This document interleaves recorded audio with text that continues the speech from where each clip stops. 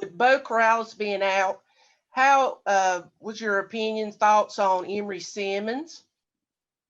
Emery did a good job Saturday, and one of the things that we have right now in our pocket is a lot of depth at wide receiver. Antoine Green and Joffrey Brown have both played, and this was probably Emery's most consistent time in terms of him being out there play after play after play. He caught everything we threw to him. He did a good job blocking. And so we feel right now with Bo being out that we have a good number of guys to play at the wideout spot that we have so much confidence in. So I think as the season goes on, you're going to see all of those guys. Thank you. Okay, go ahead, Andrew Jones.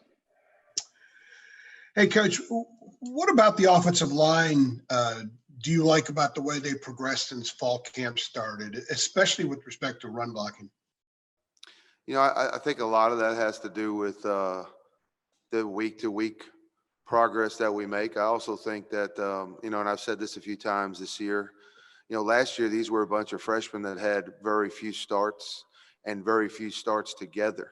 And what happens when you have veterans come back up front is they get used to playing with each other, making the calls and doing the things that they do from run scheme standpoint to a pass protection standpoint. And they're playing. There's a lot of unity up front right now. I think we're more physical up front this year than we were last year.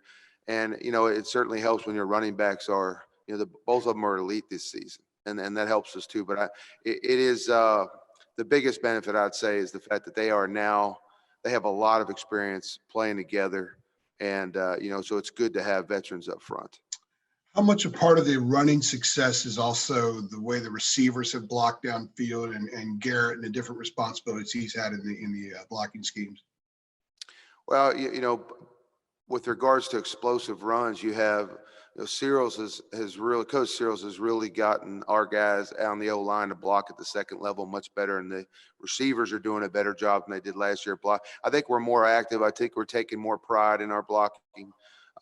And so what happens is when they open an initial hole and we have an offensive lineman or receiver locking somebody up in that 5 to 8 yard range, it'll cut Michael or Javonte loose. And so I really think that's the biggest reason. I hate to take away from the ability of our two running backs. They're just terrific. And I think both of them would tell you we're helping them at the second level right now with the O-line second level blocking and the receiver blocking on the perimeter. And that includes our tight ends out there because Garrett and Kamari have done a good job. Thank you. Appreciate that. Yes. Okay, Alyssa Wright, go ahead. Kind of piggybacking off those offensive line questions, what kind of confidence have you seen between Javonte and Michael as this season progresses with more success in the run game, also the success of the offensive line? There's continuity there. The running backs appreciate the offensive line. They take care of them the way they need to during the week. And I think there's a lot of pride in the O-line room with reference to our rushing yards and how much we protect Sam in the passing game. I think the running backs they seemed excited going into the season, knowing that they were going to be a bigger part of the pass game. So we're elevating the number of run touches that they get, but we're increasing the number of total touches by, getting them the screens and the swing throws and all of that stuff, all the ways in the pass game to get them the ball. And it's allowing us to attack on the perimeter a little bit with those guys as well, not just in between the tackles. And as Coach Brown points out, anytime we are able to get Javonte and Michael going, it opens up everything else in the offense. And that's when we're able to take advantage of some of the speed that we have at receiver as well. Thanks, Coach. All right, let's go to Gregory Hall. Hey, Phil, you guys have obviously made it an emphasis to be about as balanced as possible on the offense. When preparing for a team like Virginia that has proven to be way more susceptible in the passing game, how do you kind of keep that balance grounded and not just try and air it out and attack their weakness? Well, this whole approach doesn't change from week to week, and I bore you saying this, but we're always going to take what they give. I mean, some of you are smiling, you know I'm going to say that. We're always going to take what they give. And if it's 70 runs or 70 passes, it doesn't matter. I don't ever go into a game saying, hey, look, I go into a game thinking we definitely need to establish physicality up front. We need to establish the run game. We definitely want to stretch the secondary. How much we do either one of those really comes down to what the defense decides to employ to stop us.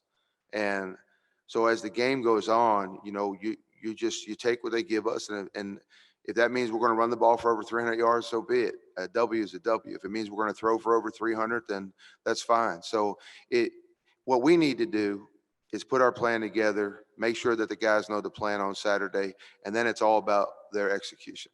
And so if you're going to load the box with 9 people and give us individual matchups, then we're going to take them.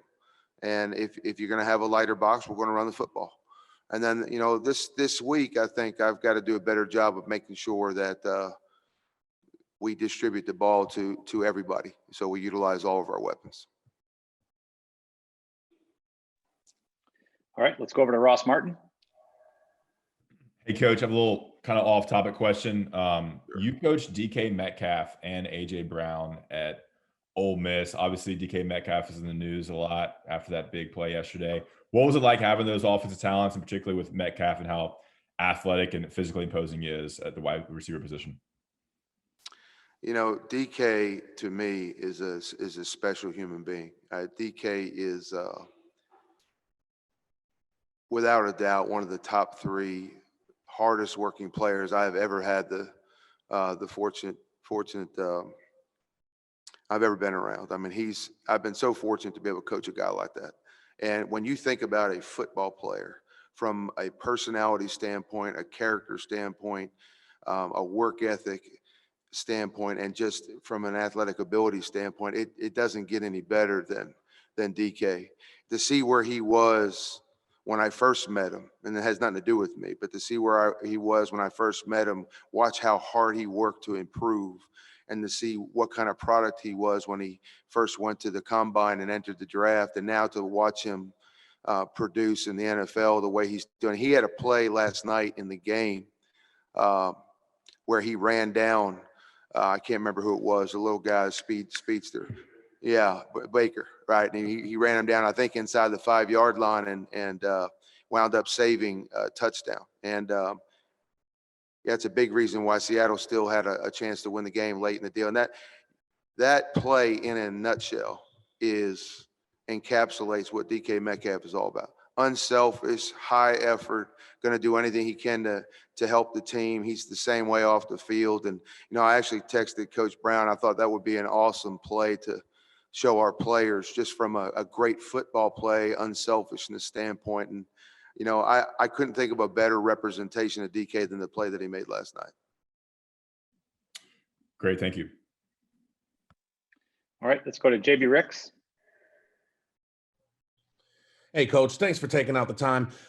Forgive me if you've already been asked this question before, but I'm curious to know if you've ever had a running back duo like Michael Carter and Javonte Williams before during your coaching career, and what does it mean to have a 1-2 punch like that to work with when it comes to the offensive schemes and the play calls that you want to put together on a weekly basis?